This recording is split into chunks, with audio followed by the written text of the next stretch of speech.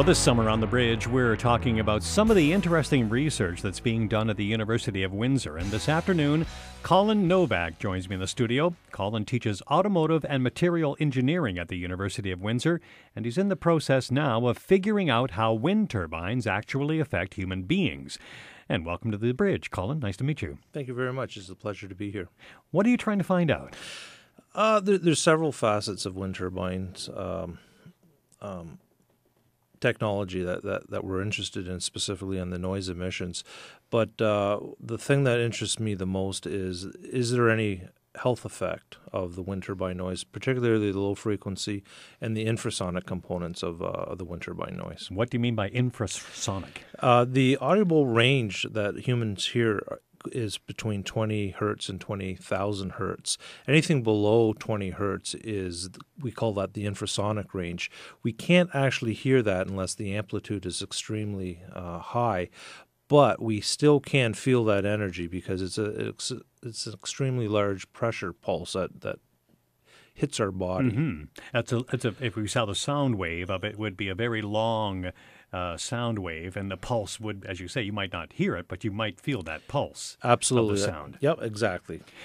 I'm interested about the intersection of the automotive research and turbines. My area of research is actually psychoacoustics. I look at the effect of sound and the perception of sound on human beings. And another word for that is sound quality. In the automotive industry, sometimes we can't get rid of a sound, or sometimes we don't want to eliminate a sound because sound also gives us feedback on the proper operation of a device. But instead what we do is, if we can't get rid of that sound, we don't want to, we take the sound and we manipulate it to make it sound better or sound more informative, or if it's an alarm, more alarming.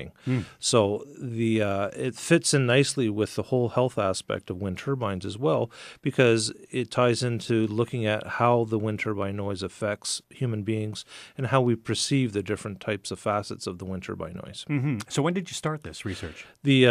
With respect to the wind turbines, it was a little bit more than a year ago. Okay, so they've been up for a while, and you've been researching them for a while. And so what are you finding now? Well, so far right now, our focus has been on actually getting a better understanding of the low frequency and the infrasonic components of the wind turbine, how that noise is emitted, and how it travels through the air to different locations. If you look at how wind turbine noise is normally measured, it's along the axis of the turbine itself. Mm-hmm. What we've been finding by doing circumferential measurements is that is not always where you get the maximum sound pressure level, especially in the low frequency and infrasonic range. We're finding that at sometimes at 45 and even 90 degrees off the axis, we get extremely high levels compared to on the on-axis, which is something that really surprised us, because if you look at the literature, this isn't the way how everyone approaches the problem. Mm-hmm. They think it's an equal dispersion of the sound from the source of the turbine. Either that, or it comes directly out of the front of the turbine. Right. And I was going to ask, where is the sound coming from? Because I would presume it is the motor itself, but it is also the noise generated by the turbine going around. Yeah, there's several noise contributors at the operation of a wind turbine, but the most significant is when the turbine blade comes down and passes vertical to the tower of the wind turbine, and that's where you get that very characteristic whoosh type of sound. That's the air being pushed up against the tower itself by the blade of the turbine. Absolutely, that's what's happening. Mm-hmm. You haven't come to any results about this yet. No, it's still very early, and we're taking several different approaches to it as well. Another part of the research is we're working with a researcher from Japan, where I'm a psychoacoustician, he's a psychovibration person, and he's looked at the effects of low-frequency vibration on people, not noise. And the interesting thing about this fellow is he's not only a PhD in engineering, but he's also a medical doctor. And what he has determined is, or what he suspects, is that there's a DNA marker that actually can be used to predict a person's susceptibility to low-frequency noise or vibration. Because this might explain why some people say they're affected and some are not. Absolutely. That's the whole approach that we're taking. It's very similar to, say, seasickness, where you can get on a boat, and some people get very sick by a slight movement of the boat, or other people, it could be quite rocky and they don't feel anything. It's the same thing with infrasonic and low-frequency sounds coming from wind turbines.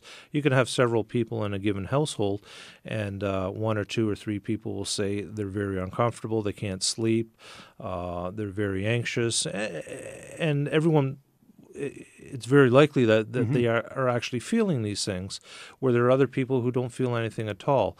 And what we would like to do is to see if we could actually trace this susceptibility to this DNA marker. That would be quite the experiment, wouldn't it?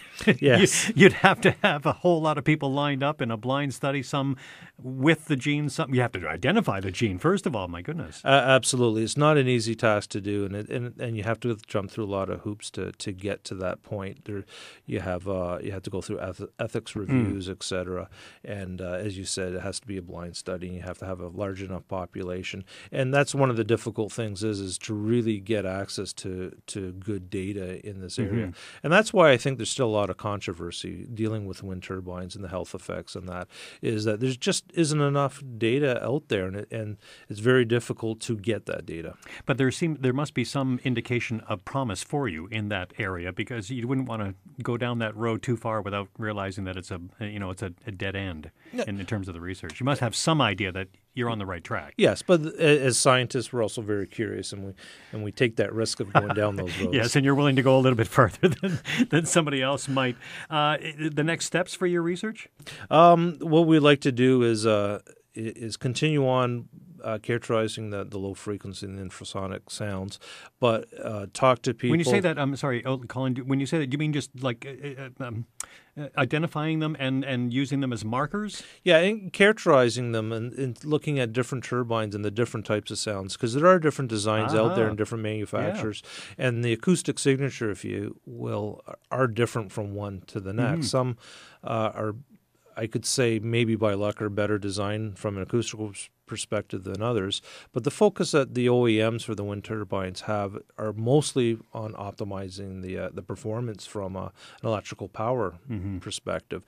Noise, although it's a political issue, isn't a very big focus on them in the design of the future turbines. And before anybody dismisses, maybe the unimportance of low frequencies and the fact that you can't hear them, I can't hear them, what's the big deal? I mean, they can be serious. I mean, they can affect your health. Absolutely. We're talking about very strong pressure pulses that when they hit your body, they can actually move the organs around inside your body. And if that is happening, it's no question as to why some people are feeling uncomfortable. Yes. Yeah, absolutely. And very interesting stuff. I think we'll stay in touch.